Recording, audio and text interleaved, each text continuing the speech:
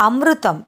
ద్వాపరాయుగంలో ఉత్తరకురు భూములలో భృంగీరసుడు అనే సామాన్య గృహస్థు ఒకడు ఉండేవాడు. ఆయనకు అమృతాన్ని సాధించి చావు లేకుండా చేసుకోవాలన్న కోరిక కలిగింది. అందుచేత భృంగీరసుడు గంధమాదన పర్వతానికి వెళ్ళాడు. అది అనేక రకాల దేవగణాలు తిరిగే ప్రాంతం. అక్కడ భృంగీరసుడికి సిద్ధులతోనూ చరణులతోనూ పరిచయం కలిగింది. అమృతం సాధించడానికి మార్గం ఏమైనా ఉన్నదా అని భృంగీరసుడు తన మిత్రులను అడిగాడు. అందుకు తపస్సు చేయడం తప్ప మరొక మార్గం లేదు. తపస్సు ద్వారా కూడా అమృతం లభించకపోవచ్చు.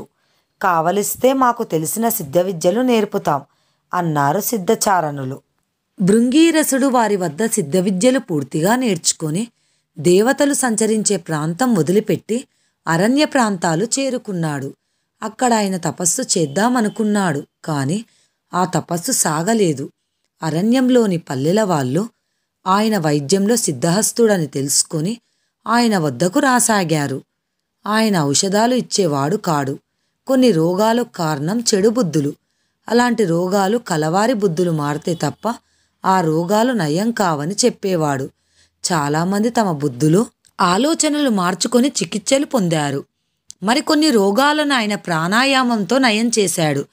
కొన్ని దీర్ఘరోగాలను యోగాసనాల ద్వారా నయం చేశాడు. భృంగీరసుడి కీర్తి అరణ్యం దాటి నగరాలకు వ్యాపించింది. లక్షల సంఖ్యలో జనం ఆయన వద్దకు రాసాగారు. ఆయన చుట్టూ ఒక పెద్ద సమాజం ఏర్పడింది. ప్రజాపాలన, ప్రజా సౌకర్యాల ఏర్పాట్లు, శాసనాలు, ధర్మసూత్రాలు, న్యాయ నిర్ణయాలు మొదలైనవన్నీ భృంగీరసుడే చూడవలసి వచ్చింది. ఈ ఊబిలో నుంచి బయటపడకపోతే తాను అమృతం సాధించే కృషి సాగదని ఆయనకు తెలిసిపోయింది. అందుచేత ఆయన ఈ పనులన్నీ చూడటానికి కొందరు సమర్థులను తయారు చేసి మరికొందరు శిష్యులకు సిద్ధ విద్యలు నేర్పి ఒకనాటి రాత్రి తాను స్వాపించిన భృంగీపురం నుంచి వెళ్ళిపోయాడు. వెళ్ళిపోయేటప్పుడు ఆయన వెంట ముఖ్యులైన శిష్యులు 4 మాత్రమే ఉన్నారు. భృంగీరసుడు వెళ్ళిపోయాక భృంగీపుర వాసులు ఆయనను గురించి రకరకాల కథలు అల్లారు. ఆయన దేవుడని, మానవులను ఉద్ధరించడానికి ముని రూపంలో వచ్చి తన పని పూర్తి కాగానే అంతర్ధానమయ్యాడని చెప్పుకున్నారు. వాళ్ళు ఆయనకు ఒక దేవాలయం కట్టి పూజలు చేయసాగారు. ఈలోపుగా భృంగీరసుడు తన 4 శిష్యులతోనూ హిమాలయాలకు చేరుకొని అక్కడ తపస్సు ప్రారంభించాడు. ఆయన శిష్యులు కూడా ఆయన చెప్పిన పద్ధతిలోనే తపస్సు చేసేవారు.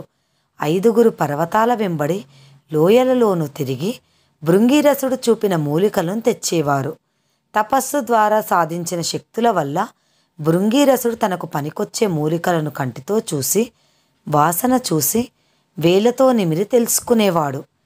అనేక సంవత్సరాల పాటు తపస్సు సాధన పరిశ్రమ చేసిన మీదట భృంగీరసుడు అమృతాన్ని సాధించాడు.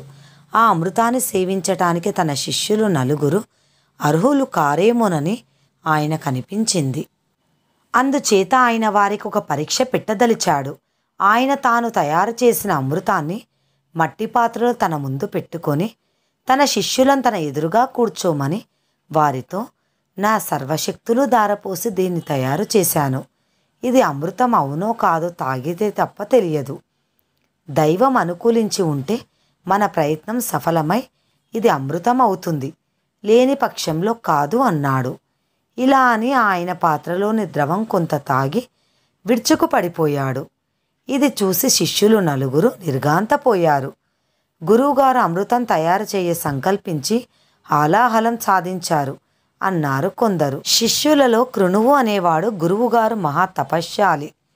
ఆయన అనాలోచనగా దీన్ని తాగి ఉండరు అంటూ తాను కూడా పాత్రలోని ద్రవాన్ని తాగి అతను కూడా విరుచుకు పడిపోయాడు. ఇది తాగి చచ్చే కన్నా మరి 4 కాలాల పాటు బతికి ఉండి అందరూ చచ్చినట్టే చావటం మేలు అనుకొని మిగిలిన 3 శిష్యులు శీఘ్రంగా అక్కడి నుంచి బయలుదేరి వెళ్ళిపోయారు. వాళ్ళు వెళ్ళగానే భృంగీరసుడు, కృణువు లేచి కూర్చున్నారు. భృంగీరసుడు కృణువుతో, నాయనా, మనమిద్దరము మృత్యువును జయించాం. నేను భూమి మీద చాలా కాలం జీవించాను. బొందితో స్వర్గానికి వెళ్ళే శక్తి వచ్చింది. నేను వెళ్ళిపోతాను. నువ్వింకా చిన్నవాడివి. అందుచేత నువ్వు మరికొంతకాలం లోకం పోకడ గురించి గమనించి ఈ జీవితం మీద రోత పుట్టినప్పుడు నాలాగే బొందితో స్వర్గానికి వచ్చేయి అని చెప్పి ఆకాశంలోకి తేలిపోయాడు. కృణు అనేక వేల సంవత్సరాలు చిరంజీవిగా ఉండి మనుషుల మధ్య తిరిగి తాను కూడా బొందితో స్వర్గానికి వెళ్ళిపోయాడు. కథ సమాప్తం.